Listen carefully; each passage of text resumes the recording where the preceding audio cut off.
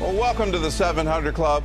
Members of Congress want answers after seeing a new report that accuses Planned Parenthood of failing to protect sex abuse victims at its clinics.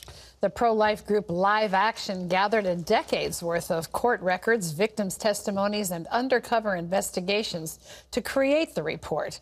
Jennifer Wishon has more from Washington. A young girl from Ohio, sexually abused by her father, pleaded with Planned Parenthood for help. Instead, she was sent home with her abuser. She's just one of the victims included in a new report from Live Action that documents systemic negligence by the taxpayer-funded abortion giant. Planned Parenthood is a mandated reporter of sexual abuse, and yet instead of that, what we've documented is Planned Parenthood sends these girls right back to their abusers. The report is the product of 10 years of court cases, victim testimonies, and undercover research. Okay, I didn't hear the age. I don't want to know the age. It could be reported as rape. Oh, okay. And that's child abuse. The report shows instead of helping girls, Planned Parenthood is empowering abusers, pimps, and traffickers through abortion. It's come to light that Planned Parenthood performs abortions on girls as young as 12 years old and then sends them right back into the arms of their abusers. You never got this from me, just to make all of our lives easier. Okay. If they're 14 and under, just send them right there if they need an abortion. Okay. Planned Parenthood responded to the report, saying it draws on discredited evidence. Statistics show nearly 70% of human trafficking victims had at least one abortion at a clinic during their captivity. Are these lives not important to Planned Parenthood? Nearly 60 members of Congress signed this letter asking the Secretary of Health to look into this problem. They're also pushing for new regulations on groups like Planned Parenthood, which receives millions of tax dollars, that beef up requirements to report abuse. Unfortunately, because the American taxpayer is funding this group $1.5 million every day, we also are complicit in enabling the abuse of these young girls. Jennifer Wishon, CBN News, Washington. Well, the same Congress that's asking for the investigation is the same Congress that passed that funding. How many more disclosures need to be made about what Planned Parenthood is really doing before there's enforcement? This story screams out for, should there be parental consent? Should a 12-year-old be able to give consent for an abortion?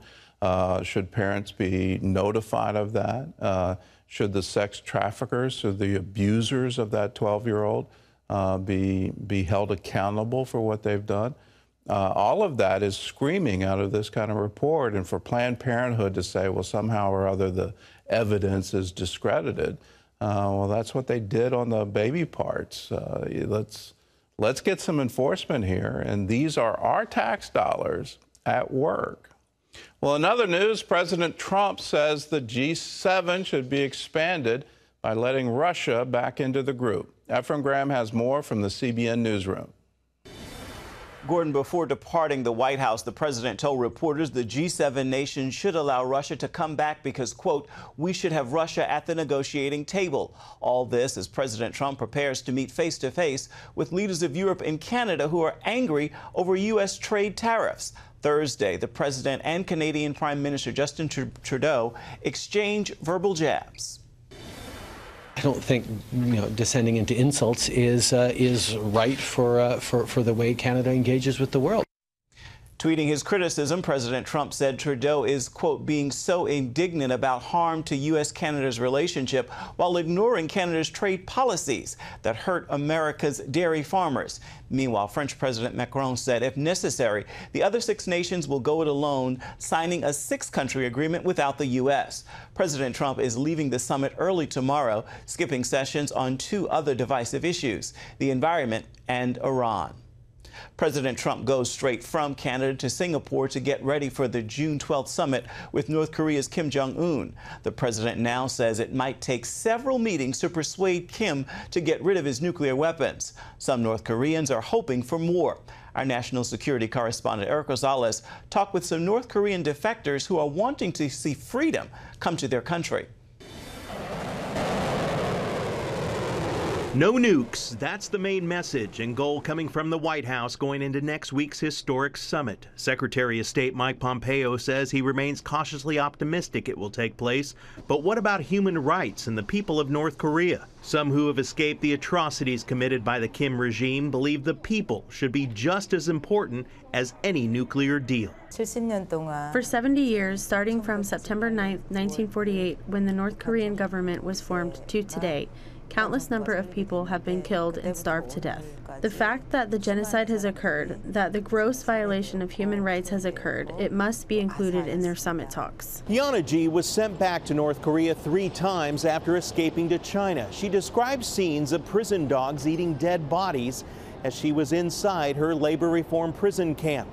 She and others actually ate grass and even tree bark just to stay alive. My misery did not end with being sold into human trafficking. I was arrested by the Chinese authorities and forcibly repatriated. Then, once I was returned to North Korea, I was brutalized by the North Korean state officials, tortured. I was forced to have an abortion without the use of anesthetics. Defectors say conditions have only grown worse with tighter border controls and harsh punishment for those trying to escape.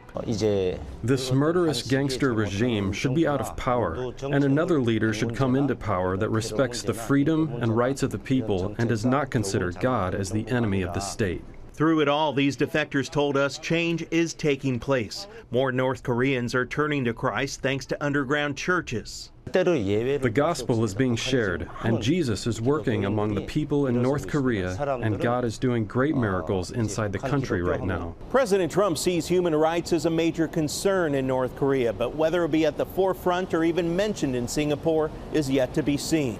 Eric Rosales, CBN News, Washington. A former security director for the Senate Intelligence Committee has been arrested on charges of lying to the FBI about his contacts with reporters. The prosecution comes as the Trump administration is cracking down on leaks of classified information. James A. Wolf isn't being charged with disclosing classified information, but federal prosecutors say he was in regular contact with multiple journalists who covered the committee, including a romantic relationship with one reporter that lasted 3 years. 1,500 social conservatives are in the nation's capital this weekend preparing for November's midterm election battle.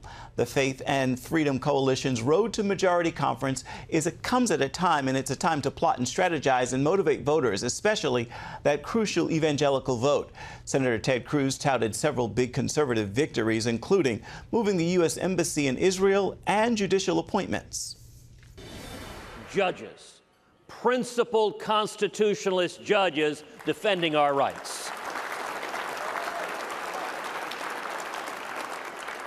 We see those on the federal courts all across the country. We see it in Justice Neil Gorsuch. And let me be one to thank God for the victory we had this week in the Colorado Bakers case.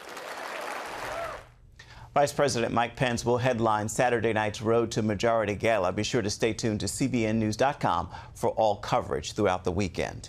Turn now to Guatemala, where hundreds of victims are still missing, buried in the hot ash of the volcano's eruption. These before and after images show the devastation to one town just a little more than a mile away from the volcano. The entire town covered in volcanic debris. As Gary Lane reports, CBN's Operation Blessing is bringing aid and comfort to exhausted rescue workers and to grieving families.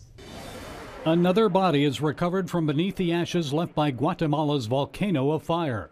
So far, more than 100 people are feared dead. Hundreds more are still missing. The volcano has spewed ash and smoke several times since Sunday's big eruption.